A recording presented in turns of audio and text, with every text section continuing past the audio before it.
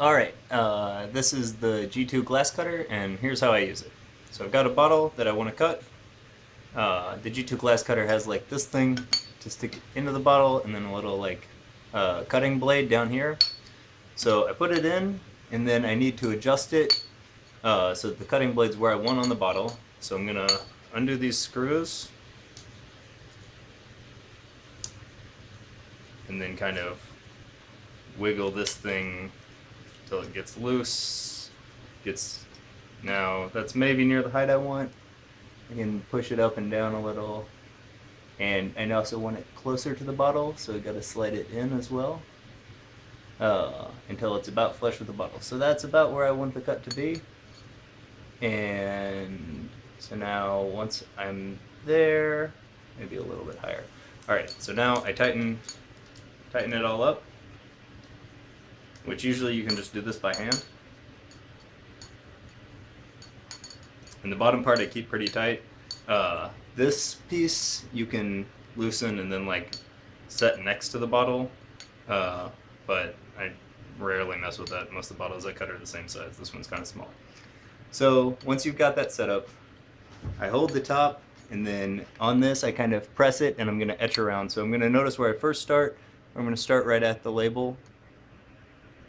Where is it? All right, and now I kind of press the top and hold the top, and then kind of hold this and press lightly into it.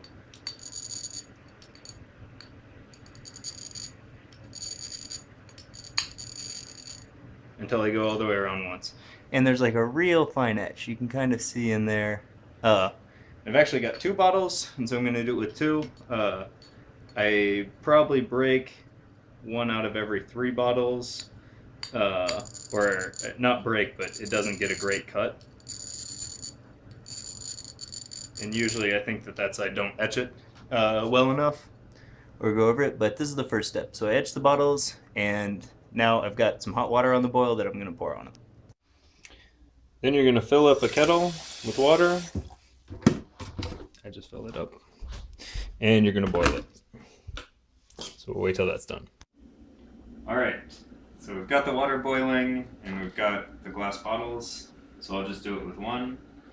So you come over to the sink, and then I like to hold the bottle by the top. You get it on the bottom. Mm-hmm. And I'm just going to pour the hot water kind of on the top of the bottle, and then it's going to run down to that line. You may hear it crack a little bit as it does it, and you can kind of see it happening. Oops, and it just fell apart. So I'll grab the other one and do the same thing. So, and sometimes you have to pour the hot water and then the cold water, but it looks like both of these worked fine. So sometimes you have to pour the hot water on it and then turn on the cold water and go over the cuts with the cold water, and then usually it'll fall apart. Sometimes it just falls apart with the hot water, and we can take a look at both these bottles. So you can see this one kind of got some impurities, and this is what I mean when I say they break.